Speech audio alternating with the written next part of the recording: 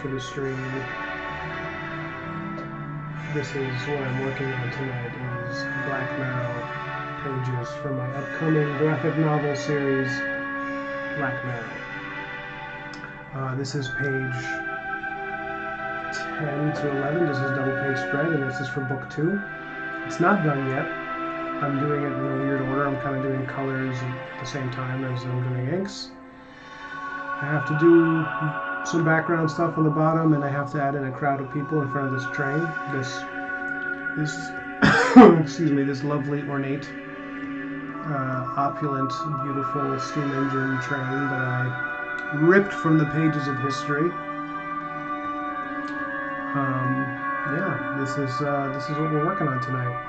This, and I think I might even just start another page, because I painted a lot of this in Procreate, because I find, I don't know how many of you probably agree with this, I would imagine, is that I find structure, lots of straight lines, circular lines, you know, I find them very easy to do in Procreate because of the way they have it set up, where you can kind of just, you know,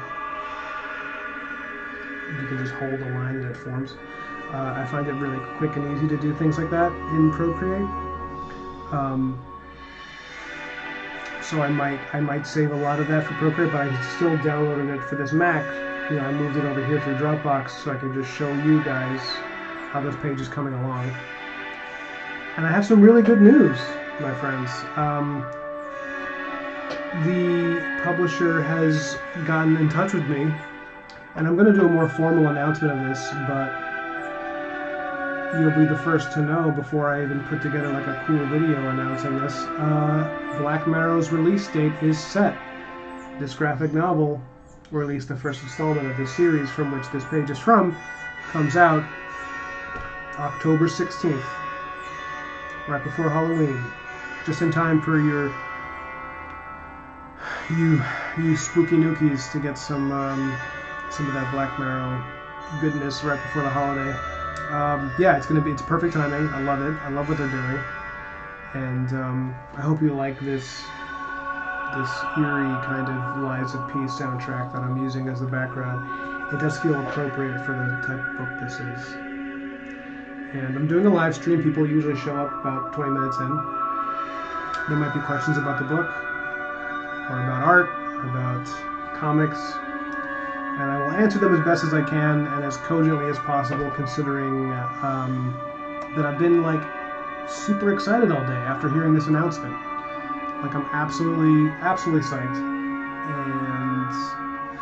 and it's like surreal that this book that I've been really into the past couple of years that I've been working on this, just obsessed with, that it's finally going to hit the shelves. People are finally going to get a chance to read it and to give me feedback and to hopefully fall in love with it. As you can probably deduce, I spend a lot of time on this artwork. I obsessively add detail. I really want to create a world in this story where people want to get lost in it. I really feel like that's a big part of the comic genre, and how it, you know, it's like a weird combination of novels and films. Sorry, one sec. This is like it's like the genre, the medium is a combination. Actually, it's a medium, not a genre. It's a combination of movies and novels, and subsequently video games, since video games pull from both of those mediums. So yeah, I really wanted to do something of a comic book that also felt kind of like you were playing an open world video game with a really cool character as your avatar. This is Black Marrow. This is our titular hero. So this is book 2, where the whole thing takes place aboard a train. Well, most of it, like 90% of the issue. And he's boarding this train, and a bunch of shenanigans are going to happen. He is hey, what's up, Johnny? I can always count on Johnny and his psychotic artist malaise to show up and faithfully. I'm picking on you, Johnny. I love you so much. You're my favorite. Don't ever tell the others, Johnny. You're my favorite.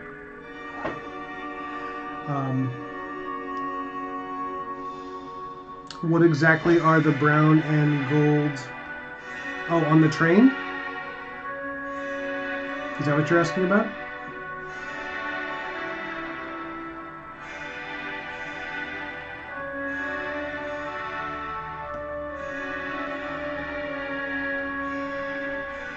If you mean what's the brown and gold on the train, I mean it's just the every bit of metal on the train I made it gold except for like one or two little spots. Because the plot, the lore around this train is that it's designed to to escort people across this great divide that's filled with monsters and creatures and eldritch monsters and sorry I said monsters twice, eldritch dark gods.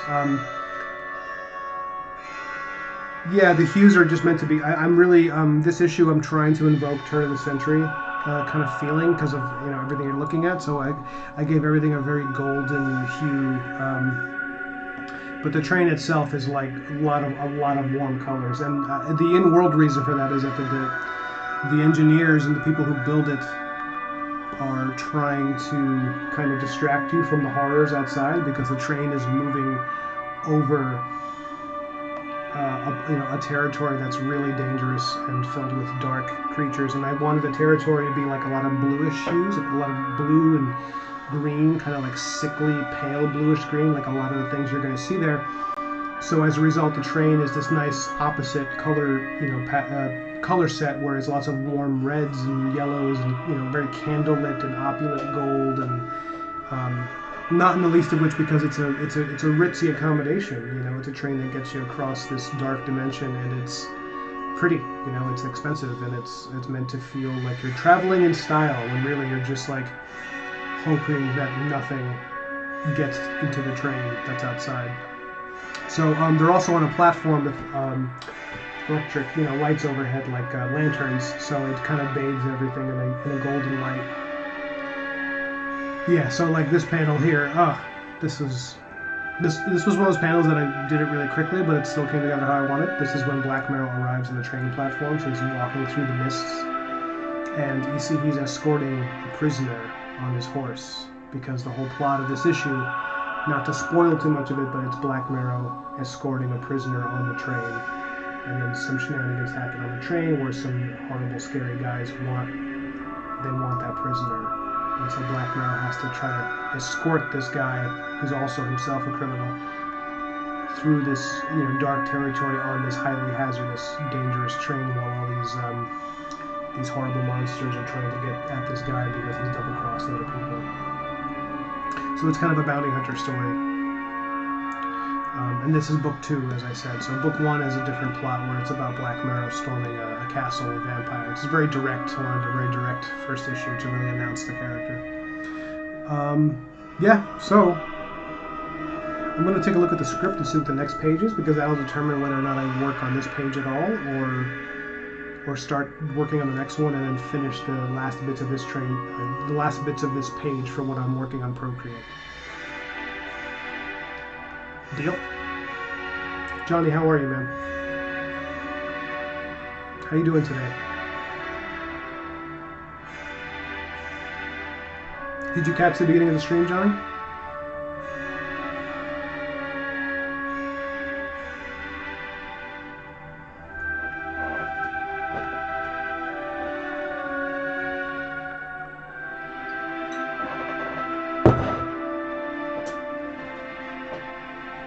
Let me check the script. I'm sorry, guys. Hold on for a second. Hope you don't mind looking at this image for just a minute while I check out the script. And the script is mine. I also wrote the script for those of you just tuning in who are not familiar with my work.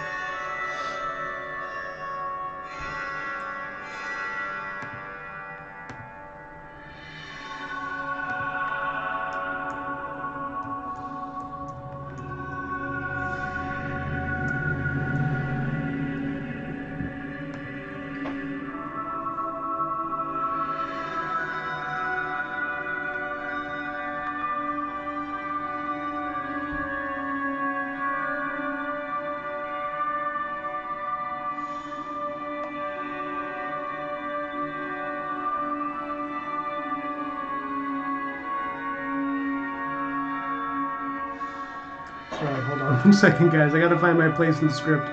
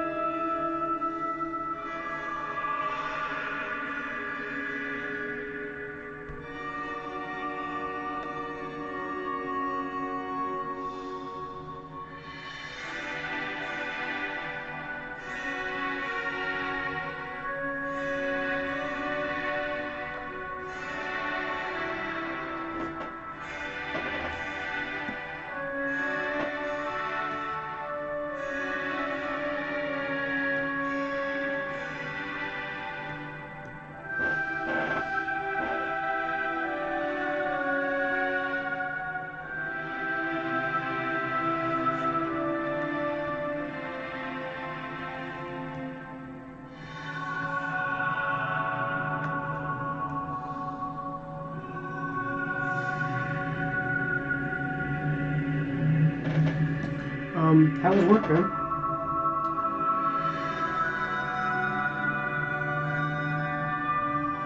Also, how's the music?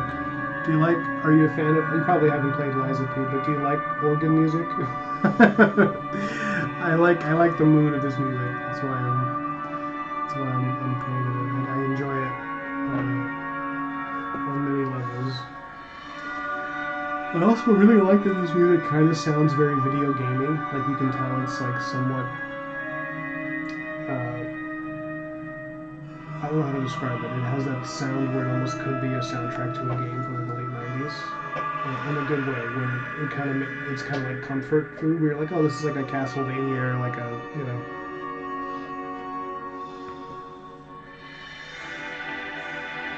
I'm trying to figure out these panels, these arrangements.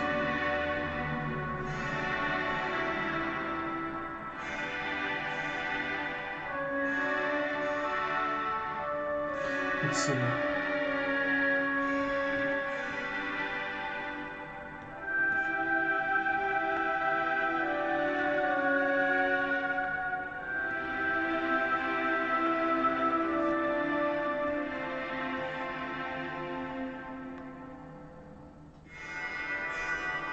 Yeah, maybe I'll do like a circular panel.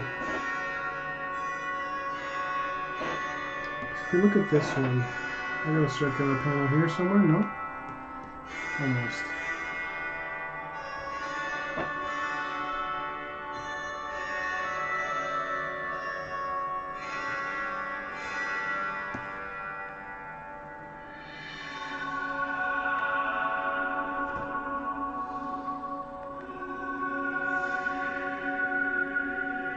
Okay, Meathead hanging on.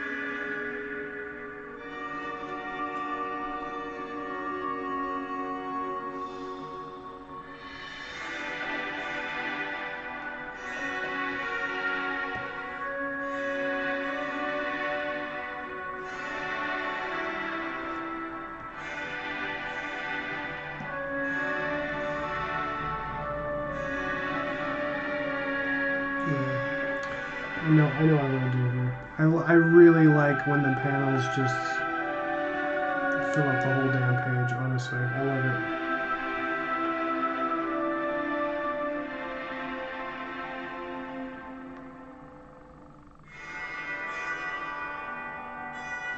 Go a little smaller there.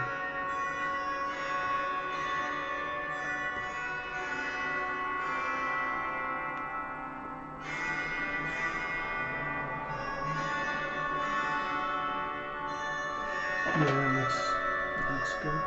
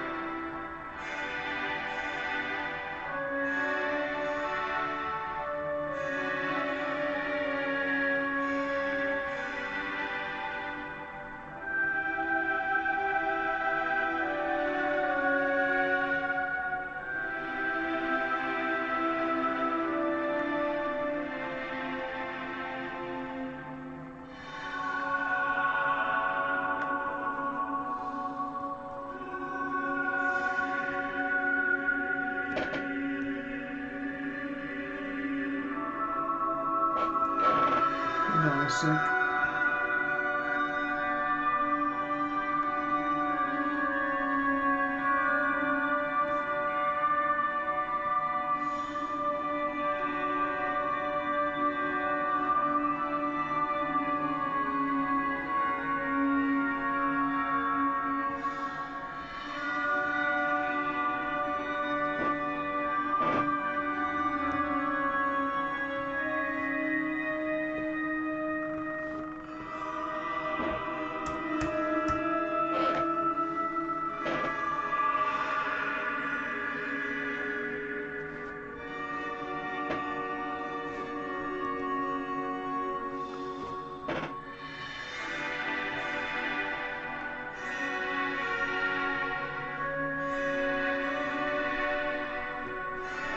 So this is a page that I finished on another live stream. I think one of my first live streams. Or I think I got close. I think I think I finished it on Procreate, but I did finish the first panel, which was the bottom one that I did on here. I'm just referring to Mr. Hawthorne's costume here at the bottom.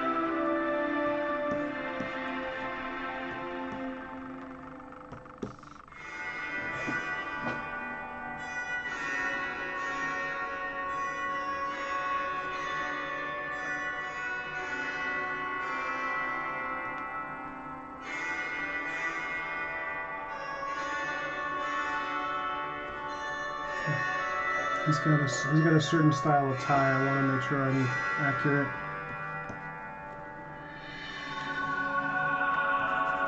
I don't think I like this posture though. This isn't expressive enough. It's going to be a smaller panel, so that means I really need to like exaggerate elements of how he's standing so that it speaks to the people in the back, you know?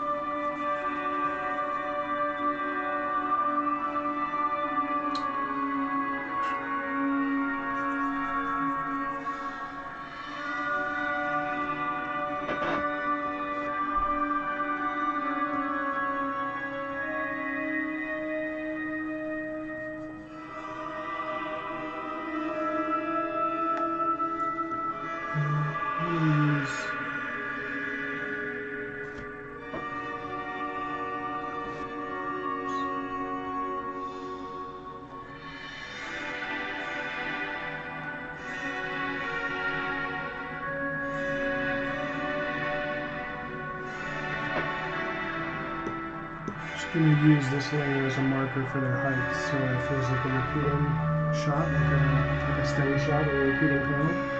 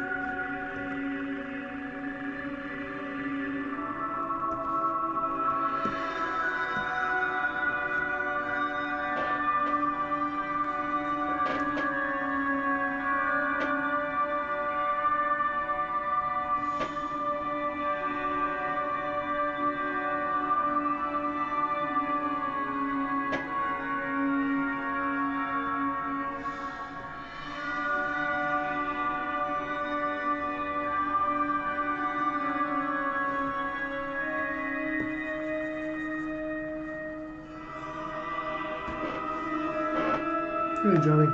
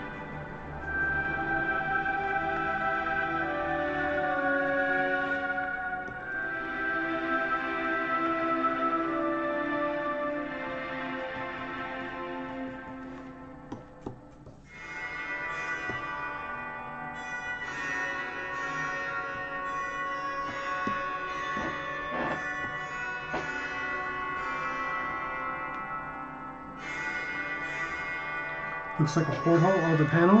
Yeah, I like doing circular panels, especially for close-ups. I'm doing a lot of unique panel shapes in this issue because I wanted the framing of the panels to resemble like opulent windows on a Victorian train. I'm going for a certain thing. It means it's going to take longer because I got to really draw out certain panels. But this is just like another sketch because I'm going to draw a circular kind of framing of the panel so that it looks like the framing of a watch, you know, perhaps. Or like an old beautiful watch.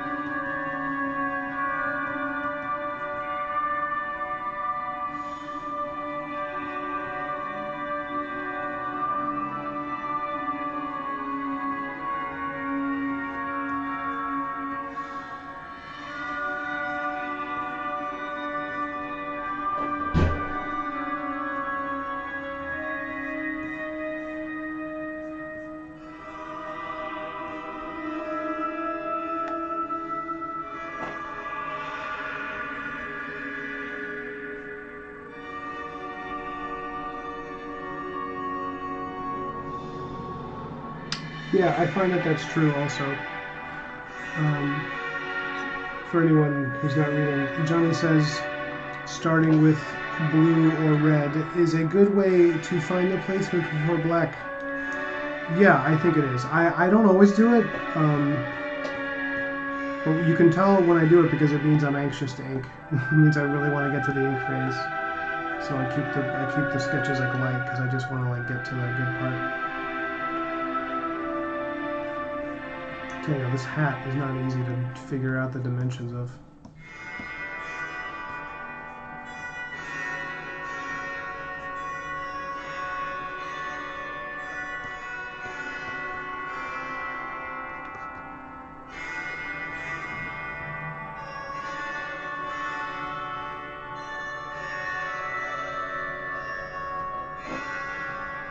The hat design I'm going for her, it's like a combination of a witch's hat and kind of like side, like a tilted hat with a slanted brim, something kind of mysterious, but also, yeah, it's easy from the front. From the back, from the side, it gets a little more challenging. The 3/4 turn of it.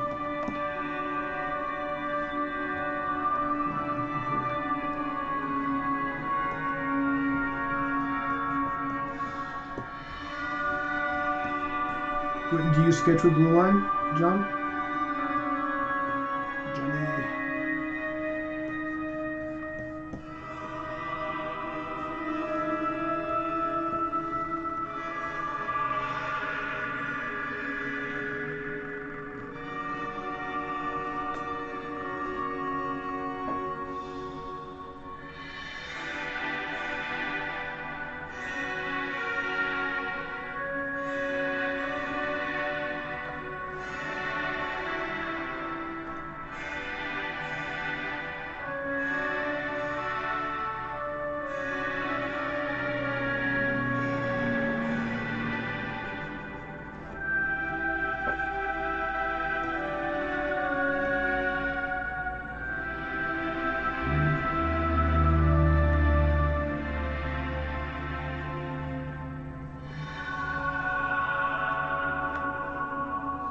Oof. Chin is way too strong.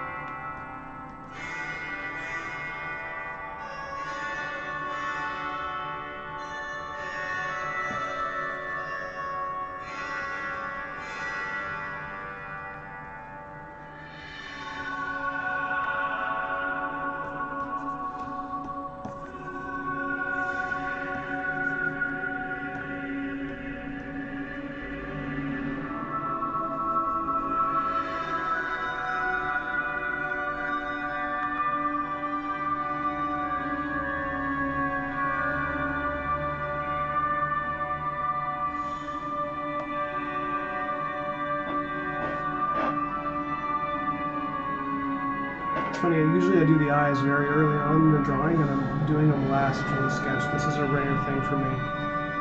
This hat threw off my entire process. Maybe it'll be for the better though. Maybe it'll be good that I did that.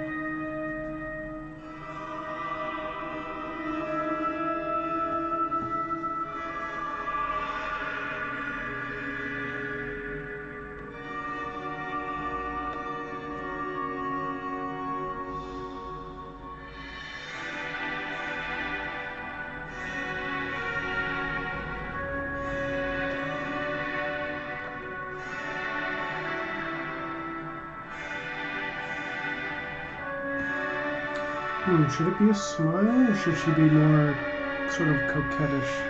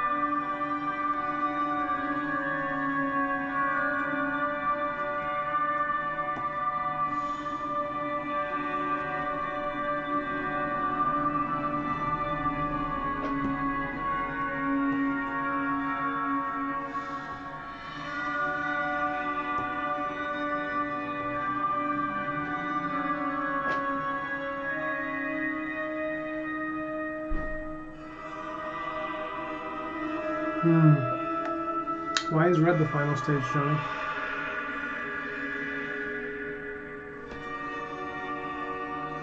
Yeah, well, it's funny because I grew up drawing superhero comics when I was a kid. Like, that's where I learned how to draw in the 90s.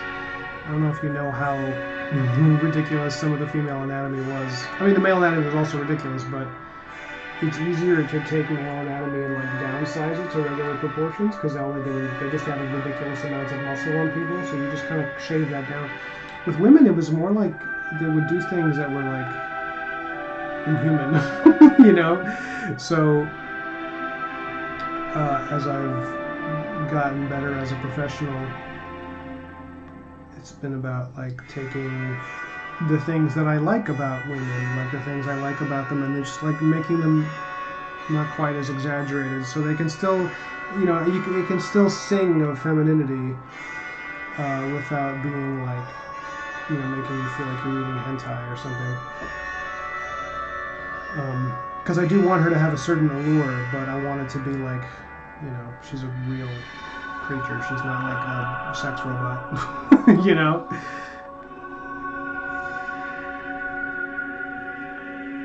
Actually, I want her to be looking at the reader. I think that'd be cool. For this plan.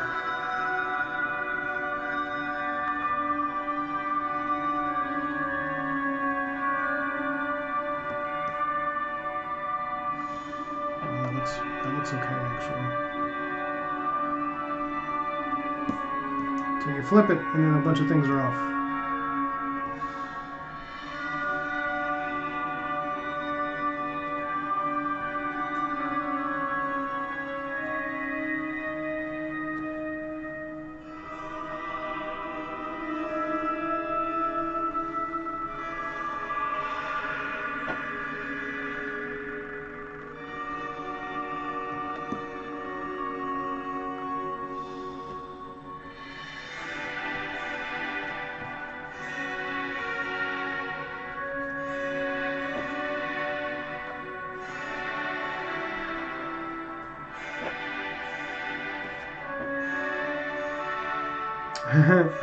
Yeah, why are vampire... I get why mermaids would be easier to draw, but why are vampire girls easier?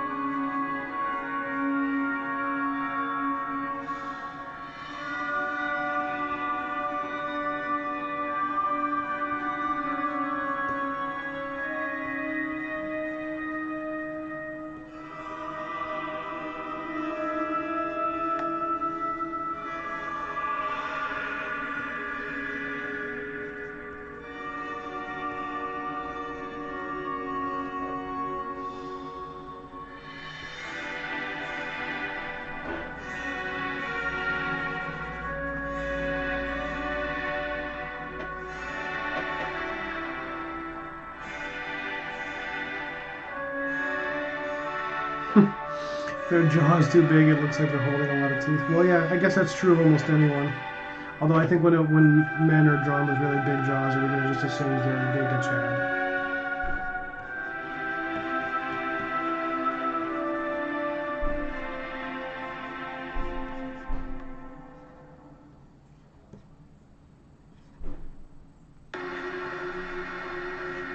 Hold up.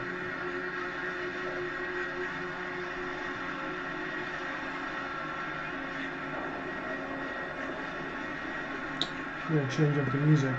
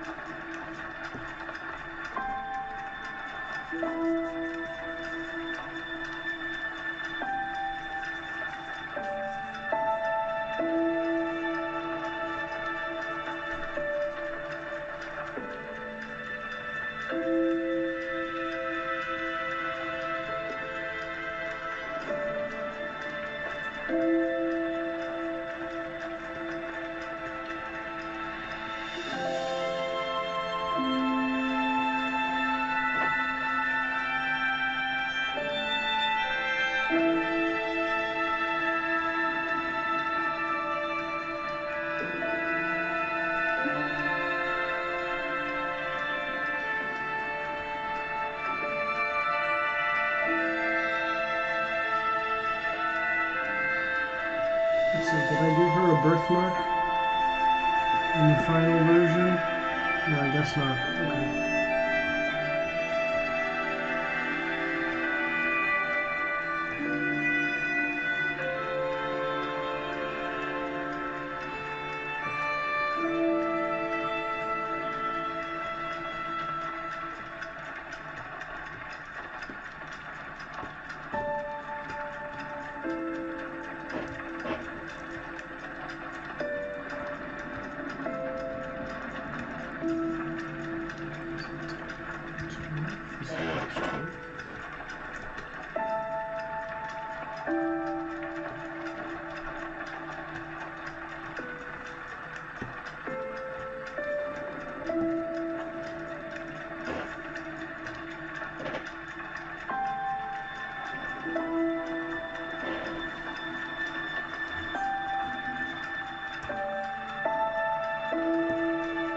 Okay.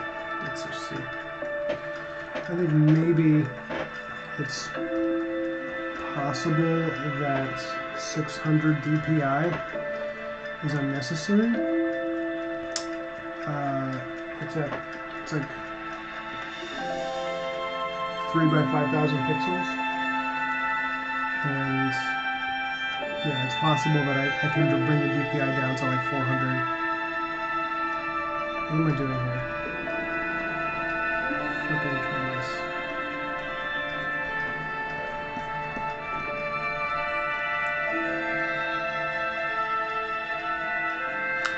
What do you mean by shadow band? I mean, I know what it means to be shadow band, but in what sense am I shadow band?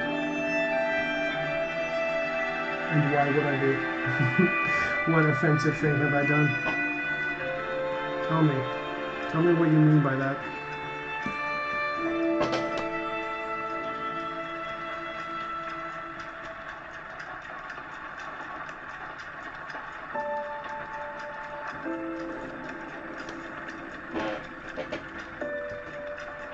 Who have I angered to be shadow banned? Is this the pen I want to use? Let me see. Yeah, I could definitely work with this one.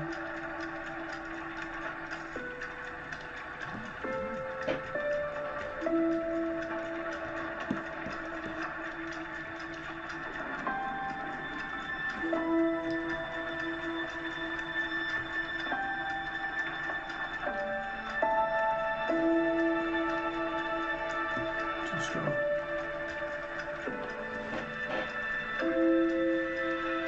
Oh yeah, I don't know why. I don't know why people aren't getting notifications. I don't see how I could be shadow banned. I mean, like I just started. It'd be really interesting if I had already upset the algorithm.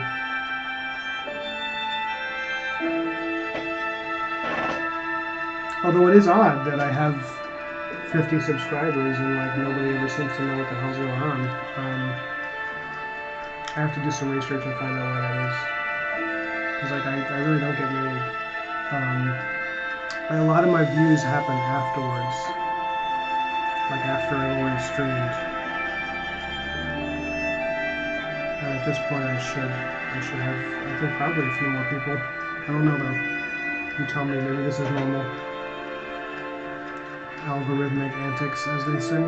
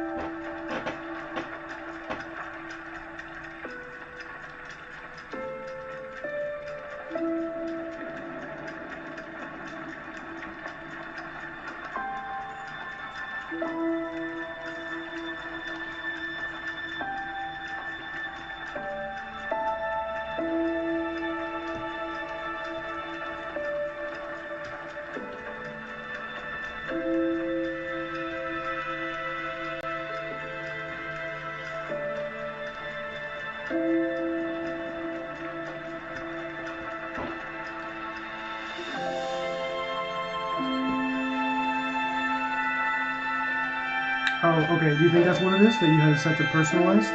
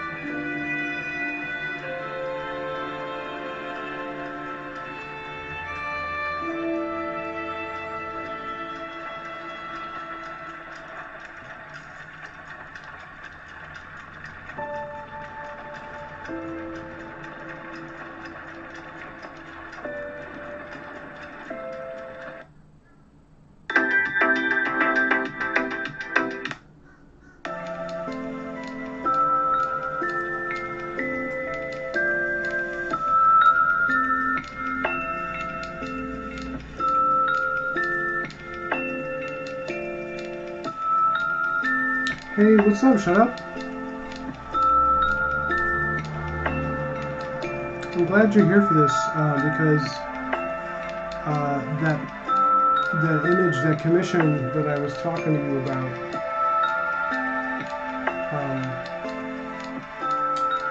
it's relevant to this. So this character is oh sorry, that's not the page. This is that character I was talking about. Maybe having you do a variant cover if you were interested. This is what she looks like. Adelaide Fairchild. You just call her Fairchild or Adelaide if you want. But this is her first appearance. I'm working on book 2 of Black Mirror right now. That's what's happening. And she's the leading woman in this story, and I thought you doing a variant cover that featured her at the center of it in some way would be really fun. And her, like, I would love to see her drawn in your style. And she has a little black cat. Her cat's name is Briar. This is her in front of this. The whole issue, a lot of it takes place on this train. And this is her in front of the train here. And pull back for a wide shot. This is the train as it appears in book 2. The Rutilant Express.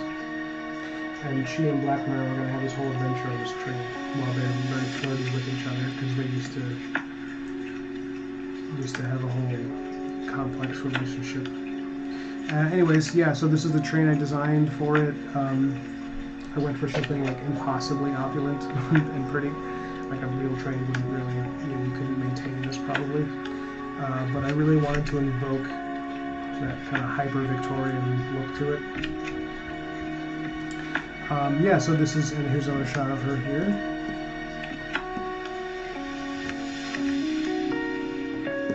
And then, yeah, I'm working on this image of her here, this close-up, where she's having a kind of a snarky, not a snarky line, but like a line of dialogue with 2 meanings to it. You know how it is.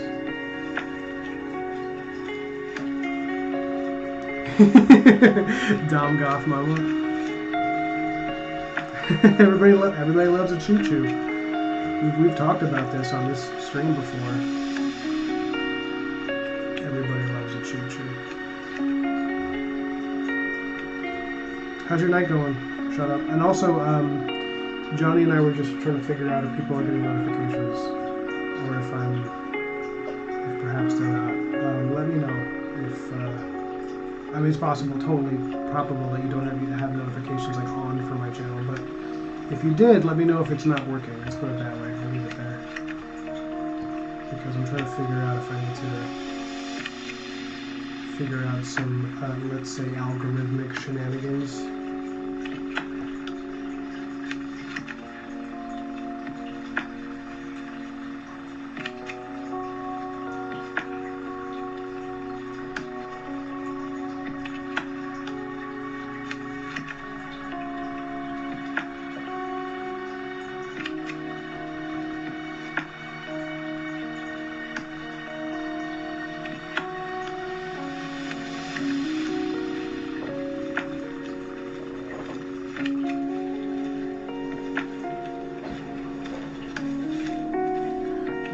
Which book is it?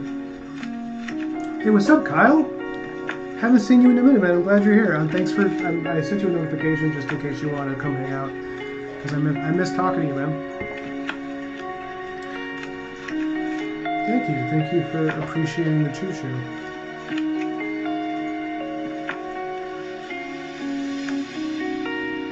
Oh, real? I did not know the music was loud. I'm so sorry. I'm trying to figure out. I'm so sorry, guys. I'm trying to figure out the music. I can't believe that I thought my face being right up to the microphone would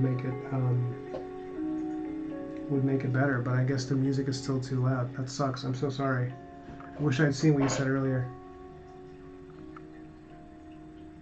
Yeah, let me know, guys. Maybe it's just her. If everyone else is having trouble hearing me, please let me know. Johnny was here for like an hour and didn't tell me, so if he was having the same issue and didn't tell me, and I'm going to keep that in mind for when he and I have our sparring session that he's challenged me to.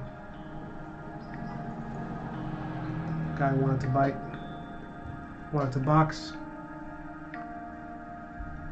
Is it better now? Let me know. Oh, my voice is low? I just haven't been projecting because I thought that the microphone being so nearby meant I didn't have to. Is this better, guys? I thought that if I got too loud with the microphone this close to my face, that it would be a problem. But I guess I still need to speak from the diaphragm. It's funny too, because by nature I'm a pretty loud person, but I was speaking softly as to not be obnoxious since I have a microphone in my face. But there's probably settings on the microphone I can do, but I have no idea. But anyways, let me know. Is this better?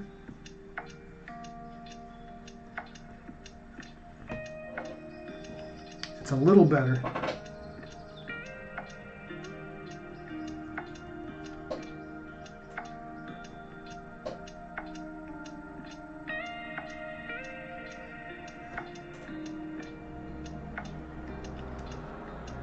Okay. So this is optimal. This is optimal volume. Yes? When I talk to you like I'm your dad and I caught you coming home late? Or like I didn't like the way you bumped my car when you were walking? Kyle, how are you, man?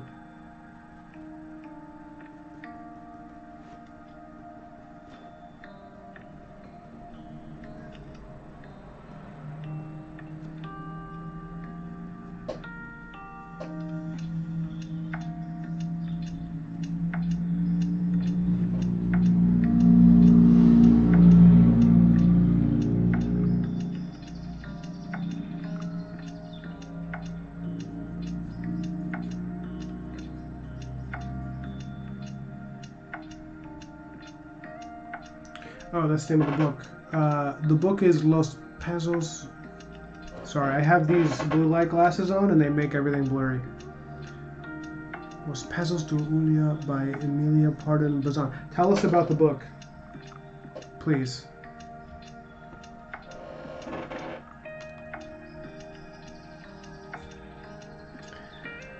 Nah, I'm gonna take a little bit of time off tomorrow.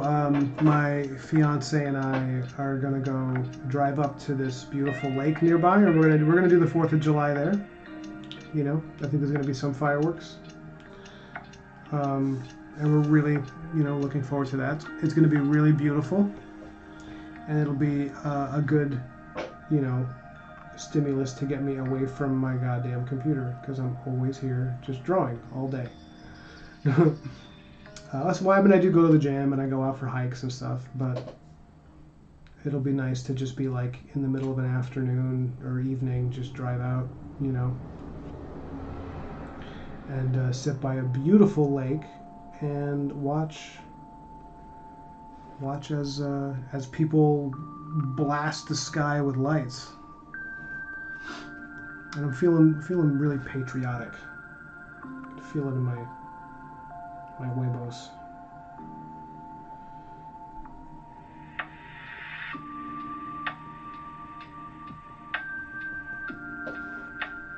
I don't like those eyelashes, they're a little too messy.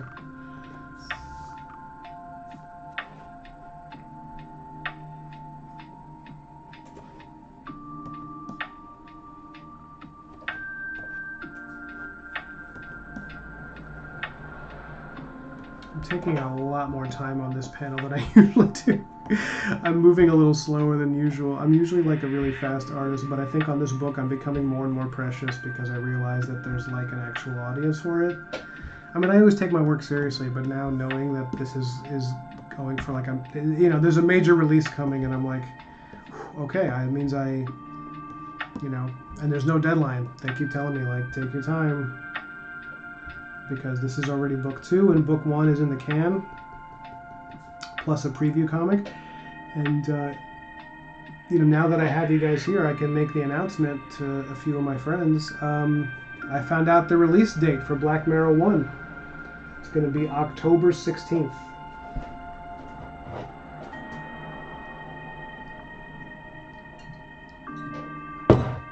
And I'm just so excited. I've worked so hard on this, It's going to be a 60-page graphic novel, and I did all of the art myself and the writing. It is entirely my baby. The only thing I didn't do was the lettering. And, well, I stand corrected, actually.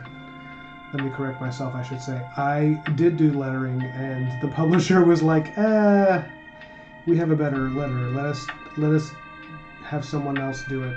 And the guy that got the lettering is incredibly good, like insanely good, to the point where like I kind of want to just use him for everything from now on.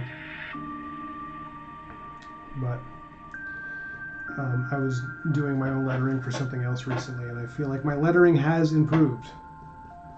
It's gotten better. Like, it looks a little more polished now, but it's still, I don't have that.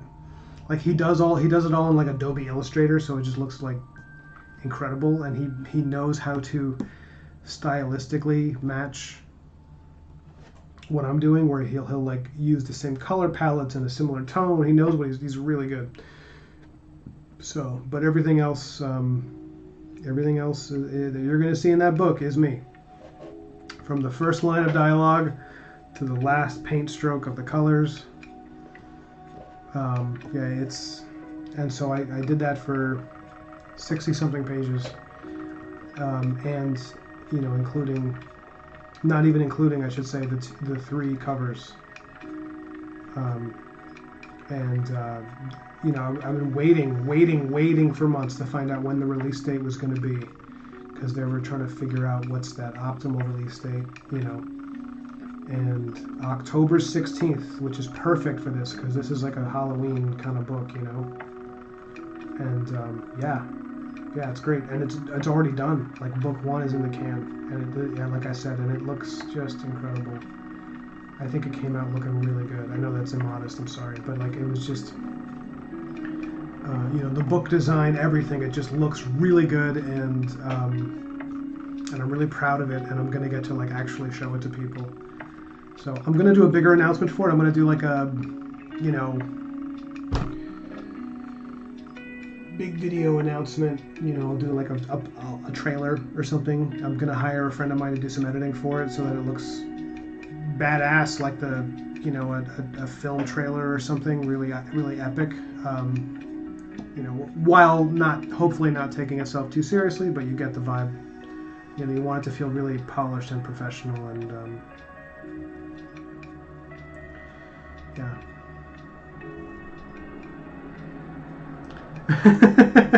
I thought you'd like that thumbnail. Someone else, I think Gross Girl, said she really liked the title, the clickbait title of Washed Up Meathead Tries to Draw. After our last conversation, I thought people would like that. Thanks, Kyle. Thank you, brother.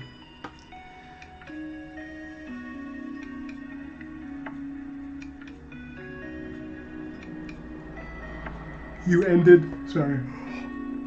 your Adobe subscription after the recent controversy. I'm not touching anything Adobe again, for real. Oh, because they were like mining AI or some crap? They were mining people's art for AI, is that what it was? I'm assuming you're referring to that because, I mean, yeah. That is pretty egregious. I think that was Adobe, wasn't it? Oh, I keep messing this up. It's a little game I play where I try to figure out where the gap is in my inks that's allowing the paint bucket to just spilleth over. See how I said spilleth? Isn't that evidence that I was an English major? Or an English minor, I should say.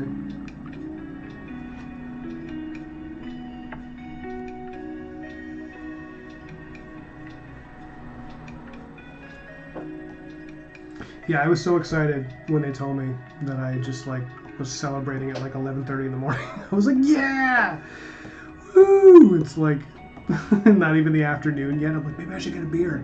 I should go have a drink and celebrate. It was just like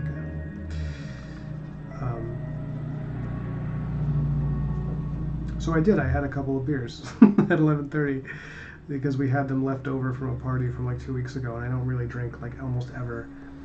So I just left them in the fridge thinking, oh, I'd offer them to somebody. But if I sound quieter today, I think that's why. I think it's because I'm like a little bit like, you know, it makes you sleepy. You'll understand when you're in your late 30s, guys. Alcohol makes you just want to take a nap. Doesn't make you want to rage anymore.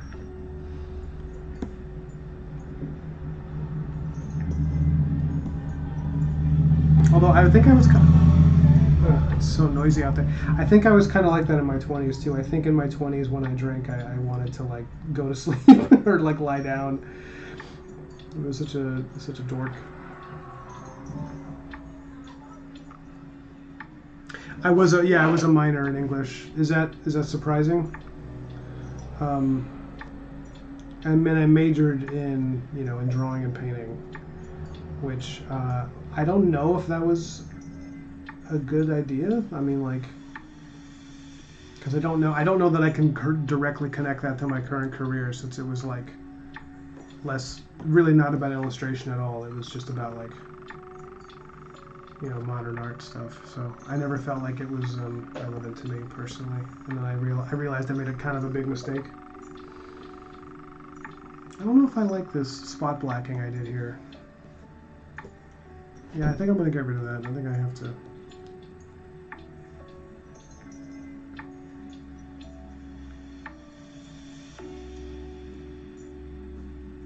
Actually, let me hold the phone on that.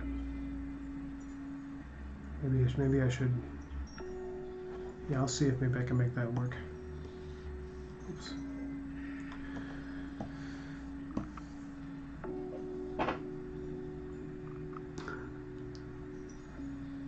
You thought I majored in boxing?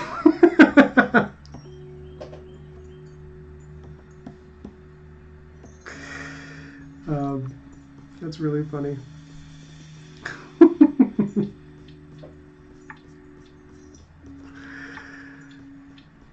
Yeah. Can you guys even hear the music anymore? I mean, it's okay if you can't. I guess it's more important that we can communicate, but I just was curious if you can hear it at all. No, I did not major in boxing because I don't think that's possible. But I did make money off it. It was my my financial major. Let's put it that way.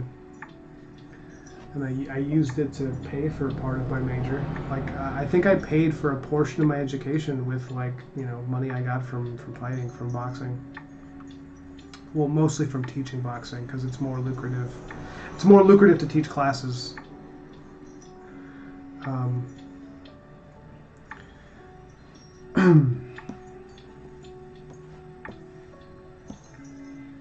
Let me take a look at her costume. Okay, her hat has this like thing on it that I put there, and now I have to make sure I'm using it, that it's present in every panel.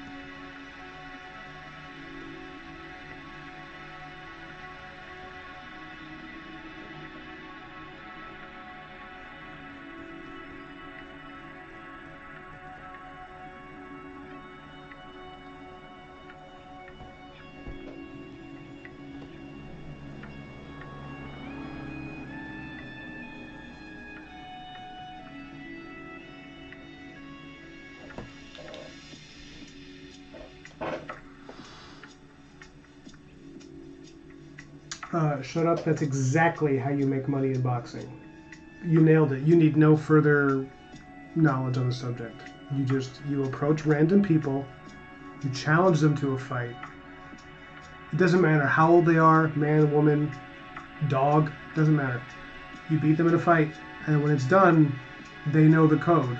They lost. They owe you whatever's in their pockets. You can get cash, library cards, Costco gift cards, driver's license, anything. You're entitled to it by the laws of combat. It's in our state laws, actually, on the East Coast. It's funny that I say that and then I put my glasses back on. My fiance says I look super dorky with these on, but I think she means it as a compliment because I think she likes that.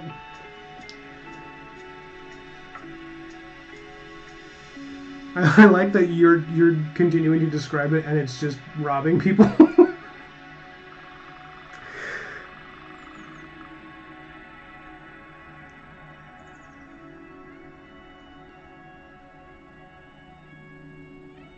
Later, Kyle.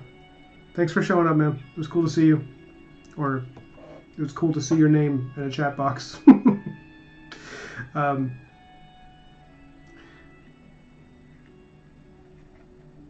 Yeah, you should have majored in boxing. You definitely would have. You've got the temperament for it. You definitely have the temperament for it. Shut up. Boxing is hugely favorable to people with a very strong sense of irony. And that's all that's required, really. Her necklaces.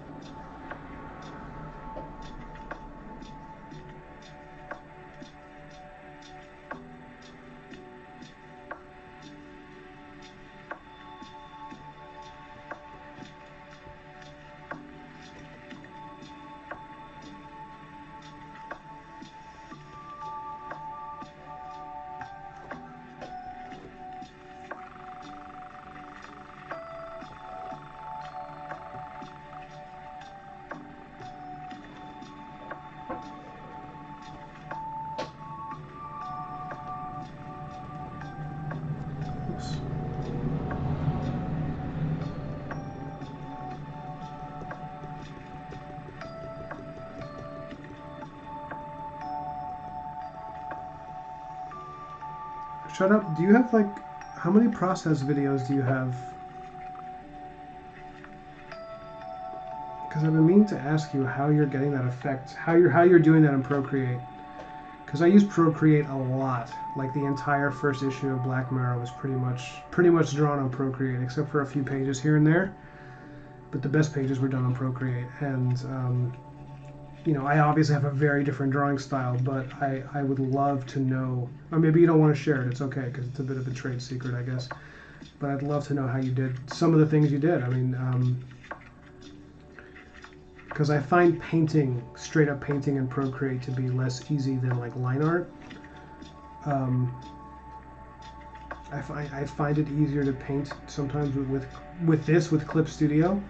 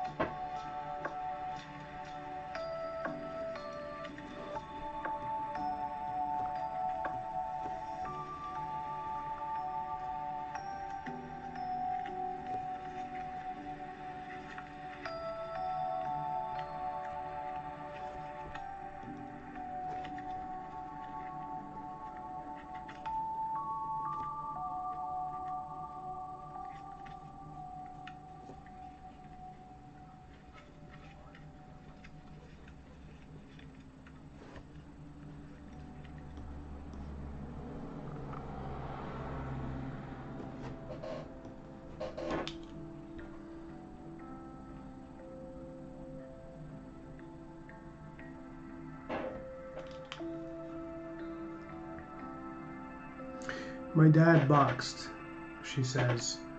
He fought a random thief in a bus and has continuously bragged about it for about 20 years now. Whatever my Procreate storage holds, I can send you some vids. I use like 3 layers of textures and a pencil brush pack I bought for like $3. That's awesome.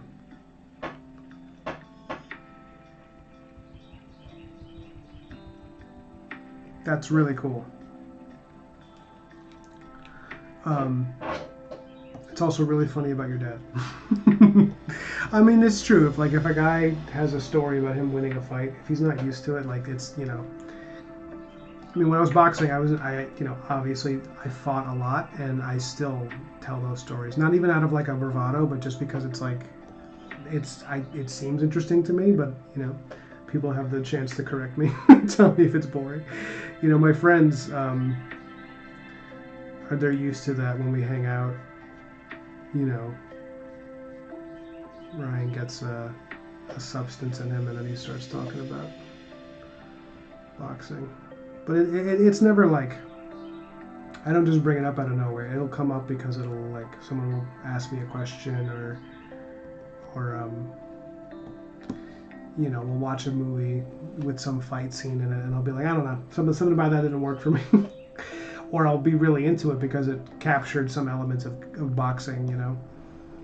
But you know, I don't know if that drop shadow under her chin is necessary.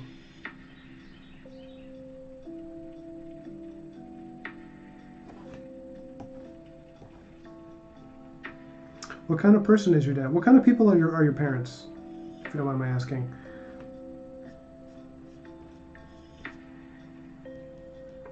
There was someone I was talking to. There was someone in my chat recently who was telling me they were adopted. I don't think that was that you?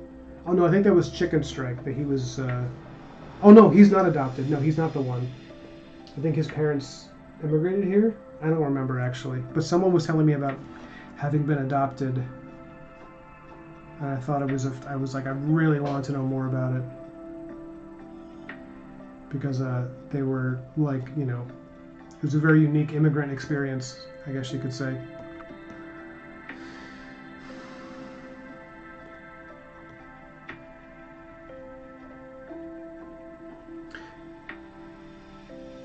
Did I get headaches from fights? There was one, yeah, where I had a concussion. I had a series of concussions from one fight where I kept getting clocked. I ended up winning.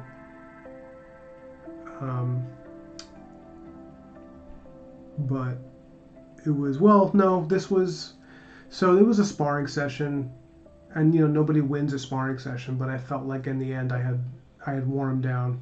It went on for a long time, but in the beginning I was quite concussed because it was supposed to be light sparring. It's supposed to be, like I said last time, it's like play. You're supposed to take it easy, figure it out, and if you're going to ramp up, you signal to the other person, or you gradually ramp up. And this guy, not a bad guy, but really immature, he would do this thing. He was a really good fighter, but his stamina was not his strong suit. So that he would just, like, when he was getting tired during sparring, he would just, like, I'm just going to put you down. I'm just going to knock you out so I don't have to fight anymore. Because he's too proud to be like, I need a breather. So he would just try to knock people out. And because he was really good professional level fighter in terms of technique and power, he would just do that. People would be like, oh, wow, he's so good. And I was like, that's a fucking asshole thing to do. Especially when you're fighting, like, people who are, you're sparring with people that are, not at your level. So I sparred with him, and he tried that shit with me.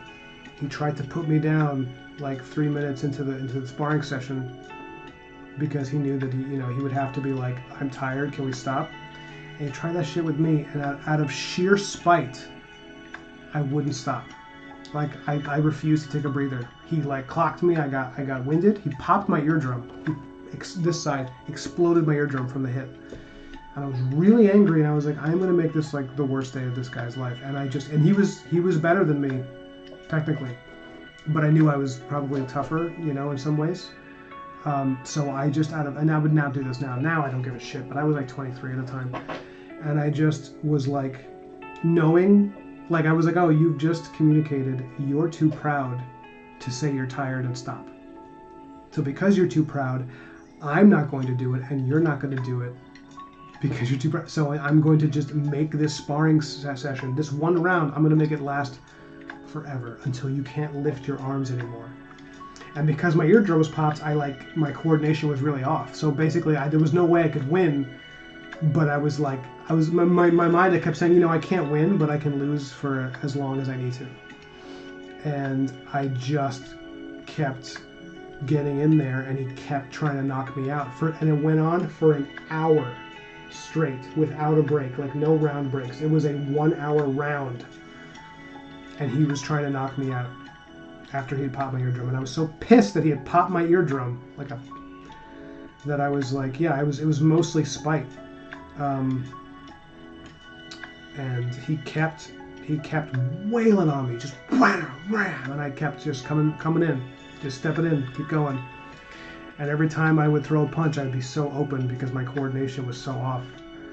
And eventually, he literally couldn't lift his arms anymore.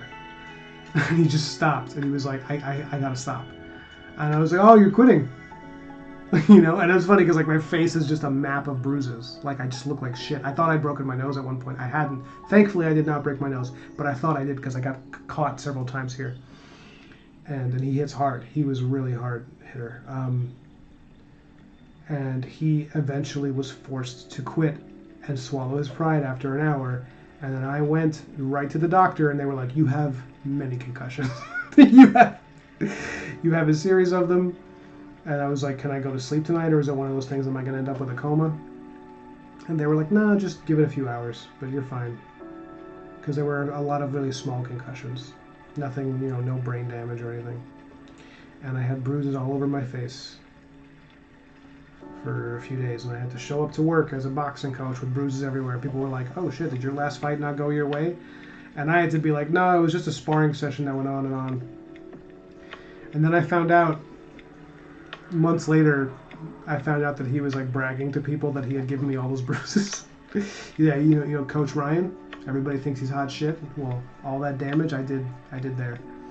And then someone else who was there for the sparring session was like, bro, he got the better of you through, like, sheer attrition.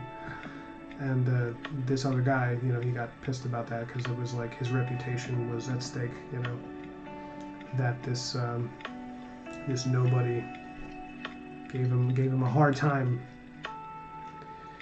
and that's that story. And yes, I'm sorry. The question was, did I ever get headaches? That was the only time I had headaches afterwards. That was the only time, because when I had my actual competitive matches, which were like smoker matches, which aren't that big a deal, when I had those matches, they were over pretty quick. I had 6 little competitive matches, minor stuff, probably not even that much in the public record. I'm sure I could find it, but it would probably be like some minor nonsense on some little side boxing site. But when I had those fights, most of them were over in the first round, like, you know.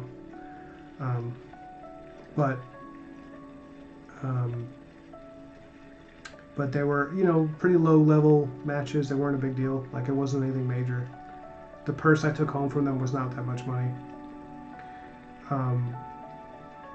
You know, because I tell people, oh, I was 6-0, and people go, oh man, you must have been really good. And I'm like, well, it was early. Like, I was beginning. I would have hit a wall. I would have hit a wall pretty quick.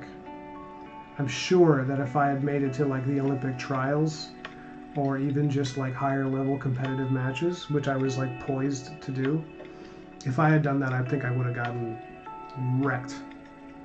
I think once I was like engaging with the real heavyweights, the big boys, I think you know, they were my size, but a lot of those guys are like, they're fighting out of poverty. They're fighting out of, you know, and I'm this college educated guy who's like doing it to, you know, because he enjoys it. It's like, I had the hunger for a while, and then I could feel that I was going to lose it because I have other aspirations in life. Because this was, you know, I was doing it. I was like, this is not the only way to get what I want out of life. Like, I don't have to do this. I have a college degree. I'm good at drawing, you know. So then I quit. I just stopped after the 6th match, and I was teaching for a while. I was teaching boxing and self-defense for women, and then I had a surgery. And while I was recovering from surgery, I wrote my first novel. I just like published a novel, like a self-published novel, just to write something. I wrote this whole big fantasy epic while I was, you know, on Percocets or whatever they were giving me for the pain for my surgery.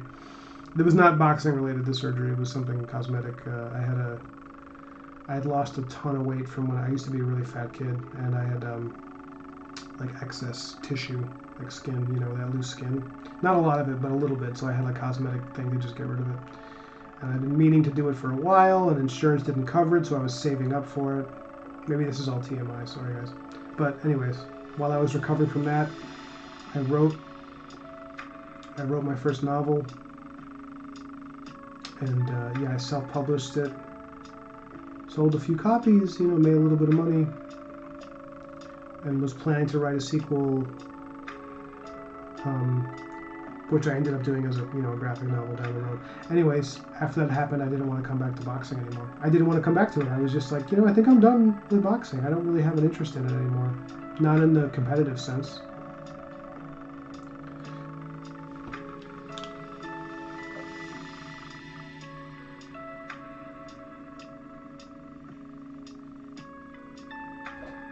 Yeah, there was some, I'm sorry, that question's annoying. There was someone who's adopted. I was trying to remember who it was.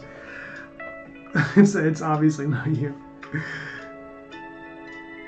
I don't have long-term damage from that. No. You don't really get that from like one. You don't usually get it from like one concussion. A lot of the fighters you see, the stereotype of like the really punchy boxers who are like kind of messed up, like visually and cognitively. A lot of that is because they were in like hundreds of fights. Hundreds, and they had a particular boxing style where they would get hit more, when they would. I didn't take a lot of hits to the head because of my boxing style. The way I moved, everybody would go for the body because I'm a big guy with a long torso. You saw the video. I'm very tall and I have like a very long midsection. So a lot of the fighters, they would target the midsection and come in for the body. So I'd go home with bruises on my midsection. My stomach would hurt a little bit, but nothing crazy. I'm fine. No permanent. The only permanent damage actually might be from the eardrum getting popped. Because once that happened, I hear fine, I think. But what essentially happened was that, you know, a popped eardrum, it heals on its own. Closes right up, really. But sometimes it changes the shape of your ear canal slightly. Like it'll give it rivets that weren't there before because of the compression and the pop, I think is how they explained it. So sometimes I just find that I have a little more earwax. Like here I have to clean it thoroughly. Or that if I go swimming, which I'm doing a lot these days, I'll get water always in this ear. And I suspect it has something to do with from when the eardrum was popped, that it like heals, you know, it's never quite the same. But that's not that big a deal, I guess.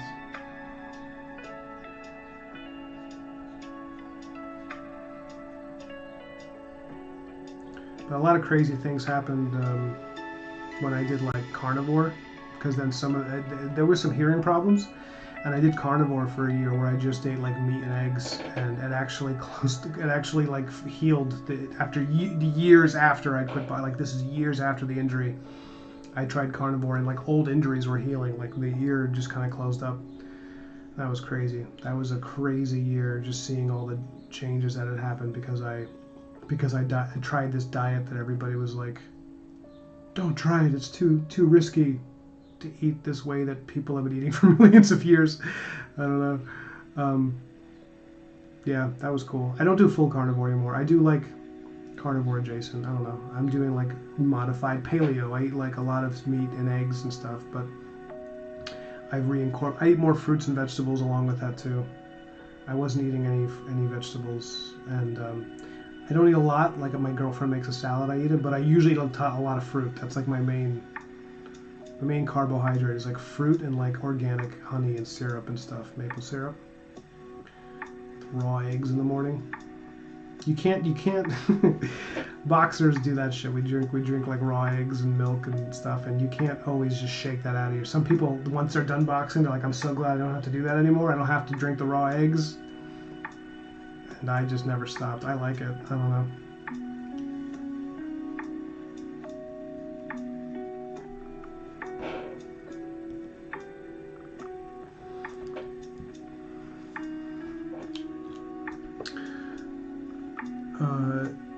Johnny says, I was in one boxing fight only. Is that what you're trying to say? There's a typo?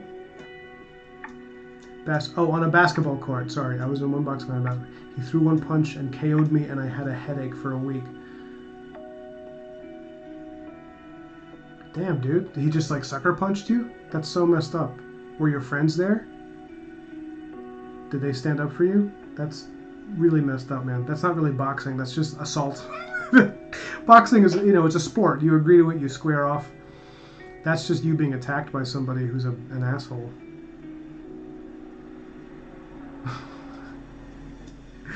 Their punches on you be like 1 HP, 1 HP, 1 HP. That's true. You can see the numbers floating above my head when they hit me.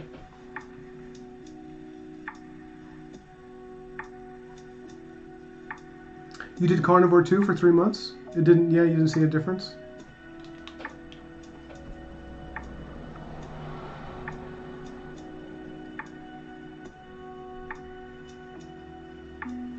Yeah, I know you, I know that you sometimes, you've told me about, you told me that you were doing energy drinks, Johnny, and I was like, wow, what is it with young men and energy drinks? Stop, please. Stop doing it. I feel like, you know, I'm older than you. A little, I don't know how much older than you I am, but I'm older, which means I get to condescend to you. I get to talk down, and I get to tell you that I'm worried about you. Don't do energy drinks. You don't need them. You just got to get sleep. There was that story in the news, and I know this is an extreme example, but there was that story in the news of that young woman. She was like a YouTuber or something, and she was up all night doing some thing for her job, I don't know if streaming, or she had some internet job. I don't know if it was a YouTuber, but she took a bunch of energy drinks, and she wasn't sleeping for like 2 days, and I mean, this is an extreme example. She basically, yeah, she had slept for like a couple of days. It was just downing energy drinks and not eating, which is like monumentally stupid. And she literally at the age of like 20 or 19, she had like heart failure in the middle of the night, just on energy drinks. Like her heart like exploded, and she died. And you know, people were like, I don't remember if it happened live on video with her talking to people on the internet, or if she's just like, it's so stupid. Like, don't do that. I know it's not what you're doing, but I'm just saying, as someone who, you know, I consider you a friend. We haven't met in person, but yeah, dude, you stay away from that stuff. Your best energy drink, bro, is a ribeye. A ribeye steak and some eggs. That's all you need. And the love of a good woman. You need to not the girls at Hooters. Don't invoke that there. Not that they can't be wonderful people. I'm just basing it on what you told me about your experience at Hooters and how messed up some of the people there are. And I actually, you know, when you said that the other day, Johnny, I wondered about if that's like affected you, like as a single guy, like because you're seeing kind of like, you know, that shadow part of people, that like worst, that like worst part of people, you know, at bars. Because when I would go to bars and I'd see like a cute bartender waitress, I'd be like, oh, but then she would just be like over it, like she doesn't want to talk to anybody. I'd be like, why? And it's like, oh, because she's working, you know, at a place where a big portion of the population that comes in is drunk. So her view of people is kind of messed up right now, where it's kind of like slanted toward negative. And I'm wondering if you've experienced that, and whether that's, you know, holding you back at all. I wonder what you think of that. Am I off? I'm not even making a statement. I'm just having a contemplative moment. And I'm not saying to quit your job. I'm just curious. I know you said it's not so bad, but you know. Oh, you're 31. Well, I'm 38. I'm still older, but not by much. I thought you were like 25.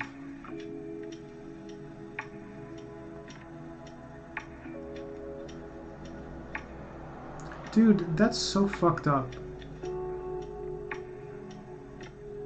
You know, I mean, the guy was Golden Gloves and still came at you like that. As far as you being underweight and like you eat junk food, it makes you feel great. I mean, that's incredible. That's amazing. I'm jealous, a little jealous, because like right now, like I'm, you know, I'm fit, but I'm like fat right now. I'm like heavier. I have a lot of muscle mass. Like I'm really bulky and I'm fairly strong, but like I have extra, you know, weight on me, and and it's like I work out every day just to stay slightly overweight. You know what I mean? Where it's just like, okay, I'm maintaining this this physique of like the wash. That's why I, you know, washed up Meathead in the title of the video kind of fits, because I kind of look like that guy who like used to be an athlete and now he's your high school phys ed coach. You know what I mean? And that's fine. I accept that. That's cool. Doesn't bother me. I don't feel unappealing or anything. It just makes me laugh. And I have friends like that where they're like trying to just stay 140 pounds. You know what I mean? They're like, well, I can't drop beneath this, so I gotta just eat whatever's around. That's amazing that you got that metabolism. I hope nobody's bothered by how slow I'm drawing. This is incredibly slow for me, but I just need to like figure out how I'm gonna do these opulent panel breaks here. I'm just making up these designs as I go, by the way, for the you know, the framing.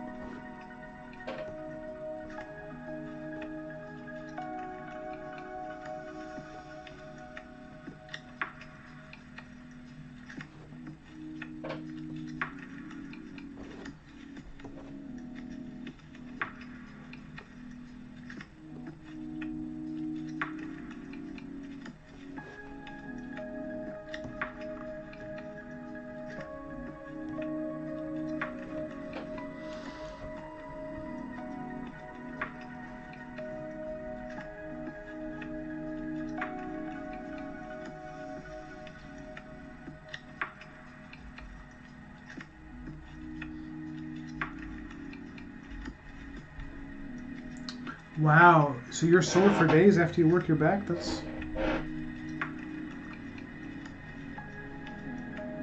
Yeah, maybe you're not... Hmm. How much... Were you conscious of protein when you did this stuff? Were you, like, protein conscious? And also, what kind of weight training are you doing? Are you doing super high reps? Because a lot of people make that mistake. They do super high reps. I think for most people, doing low reps and high weight is way more effective for just transforming and for less muscle soreness. I was a strength conditioning coach when I was a boxer. That's like, when I was coaching boxing, that's essentially what I did. Was like, I think I told you, I did a lot of weight training with people. Shut Up says, my mind was very clear. Oh, when you did carnivore. When I did carnivore, but I gained a lot of weight, probably because I was overeating a lot from stress from RISD. Yeah, I could see that. Yeah, for me, full carnivore, I don't know. I in the beginning, when I first did full carnivore, I dropped a ton of weight and I built a ton of muscle. It was like perfect. Like suddenly I was looking like I did when I was like 20 something. I was like, holy shit. And then it kind of fell off. It stopped working for me. So I started reintroducing carbs and I started to feel a little better. And now I'm just kind of the same, you know, like I'm kind of like awkwardly between the body type I had and the one I want.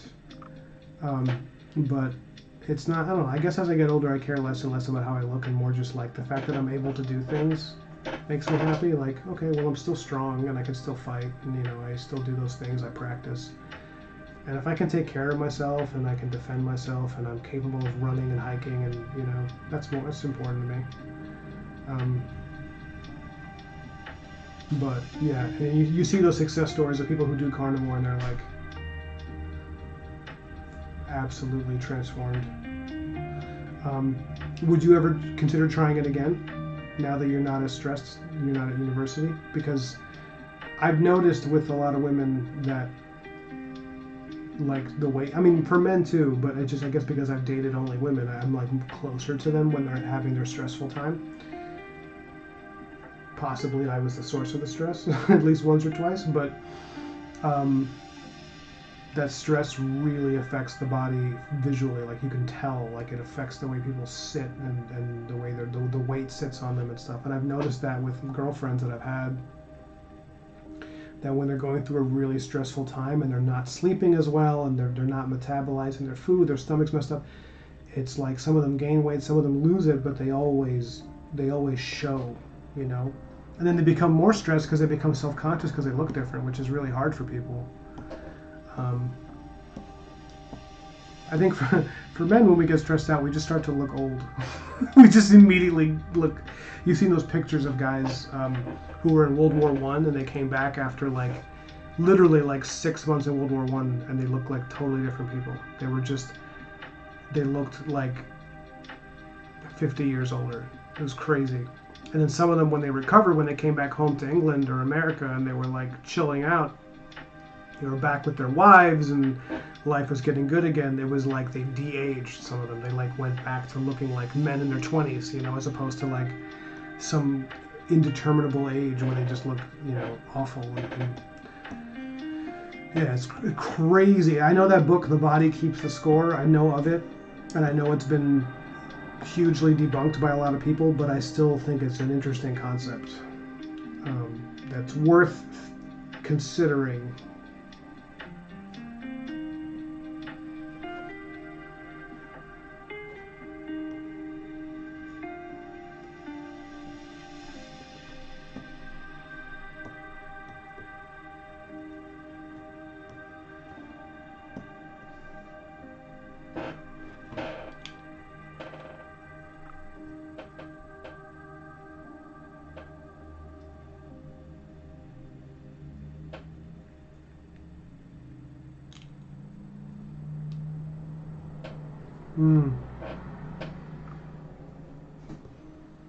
Well, Johnny, if you ever make your way up here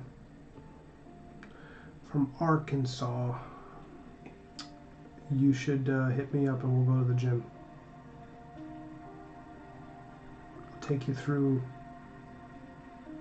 some of the workouts that I did with boxers. You might like it.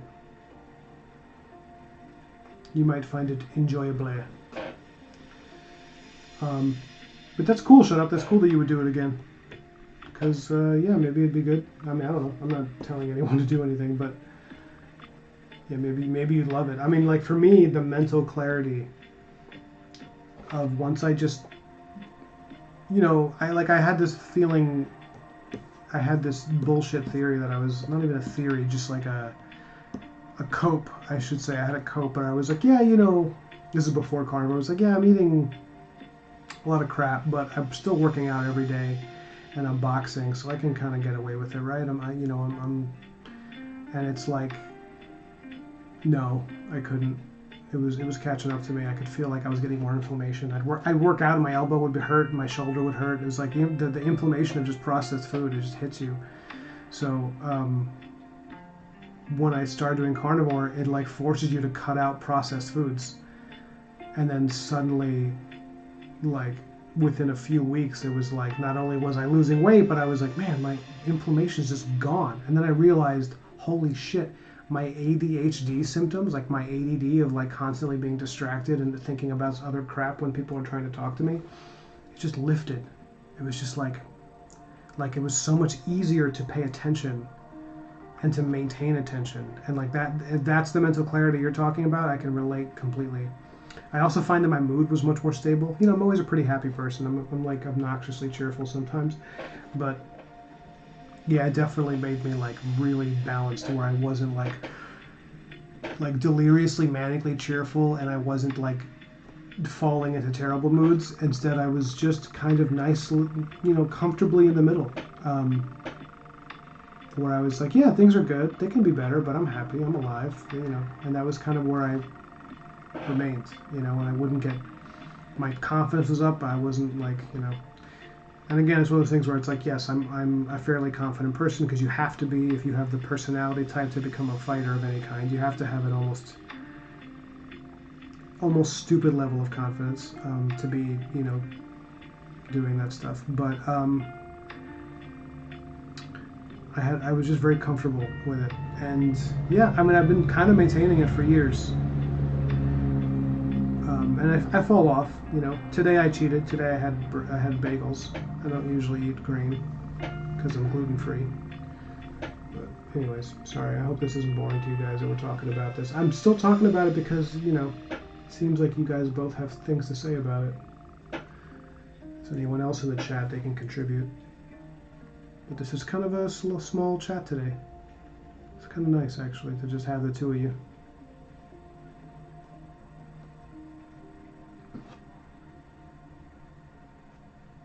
But I'm wondering if this is going to become a theme in my videos where I am drawing while I talk about like fitness and stuff, because of my my background, and doing that thumbnail was a joke, but also like maybe that's where this is going.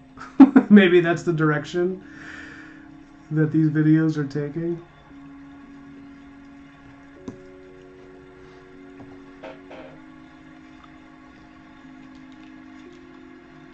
Yeah, you would do it again. What would you need to incentivize you to do it again?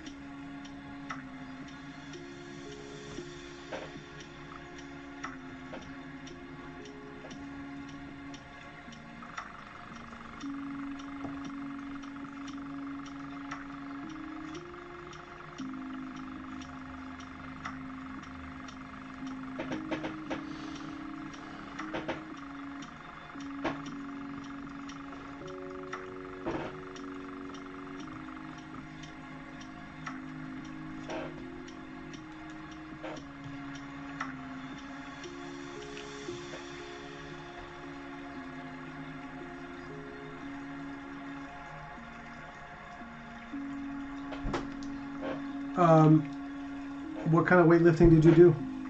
When you say sport, did you mean you did like Ollie lifting, like Olympic stuff?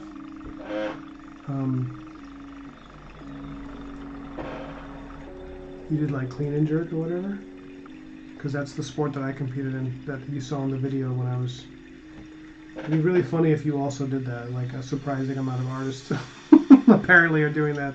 I have a feeling that's not what you're referring to though. You let me know if I'm wrong.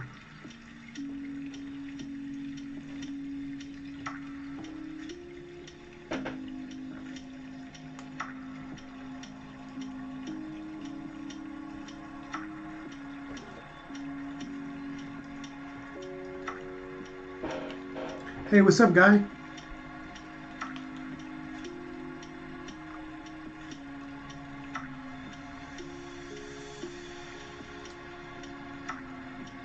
Oh, that's cool. I don't know if I know that book. I know Le Mort d'Arthur, which is actually the inspiration for some of the framing of this, because Dan Warren was sending me that stuff on Instagram. He and I were talking about the King Arthur book.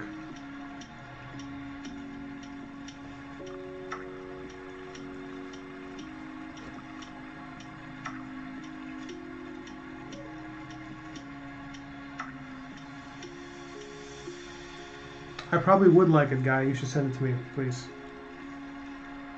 I'd be into that.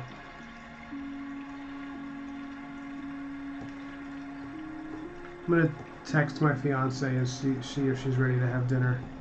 If she is, I may hop off so I can eat food with a human being who's in front of me. She's out there doing her thing.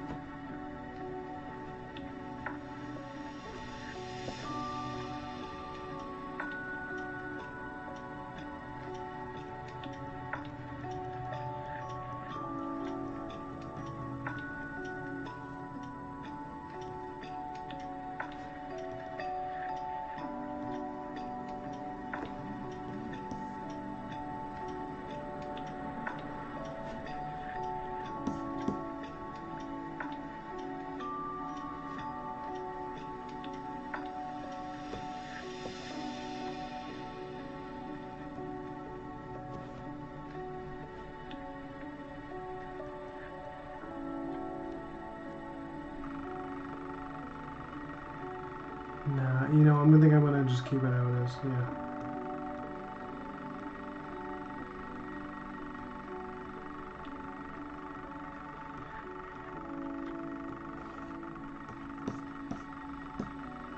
I think she looks pretty good.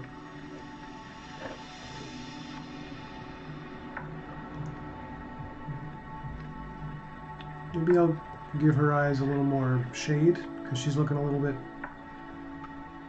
too mischievous. Yeah, it looks even more mischievous.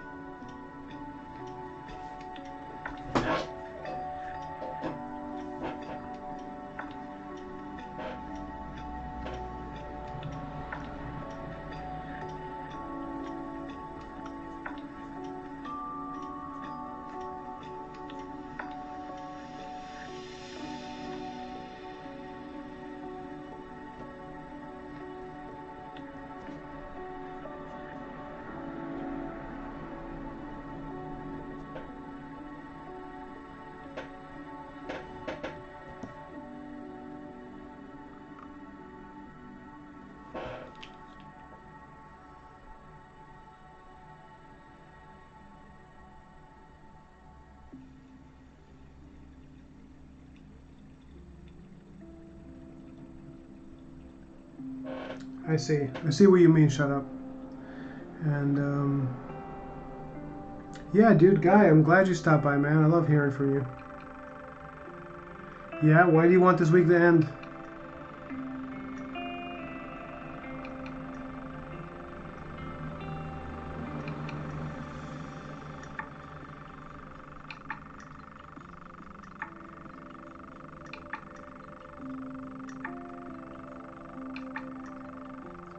Later, shut up.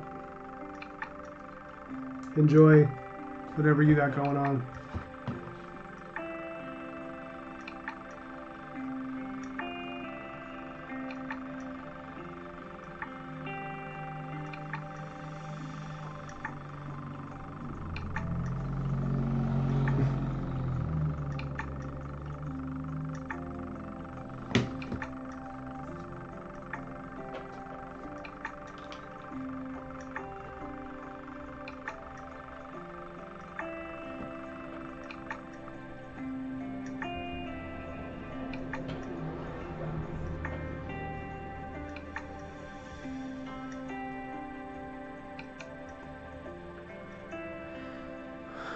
Alright guys, I think I'm going to hop off. I think this might be a good stopping point.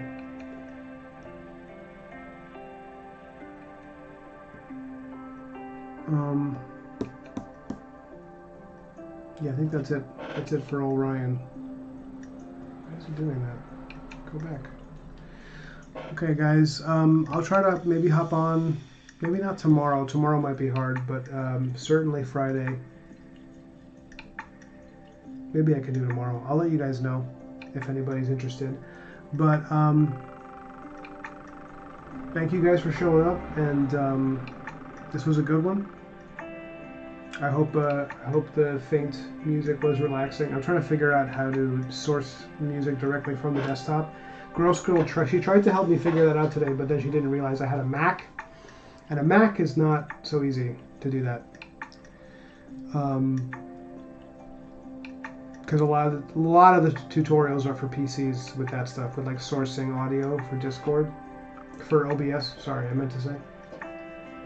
So I got to figure that out because I think it'll improve the quality of the videos in every sense. But anyways, yeah. Love you guys. Thanks for showing up. See you next time. Bye-bye.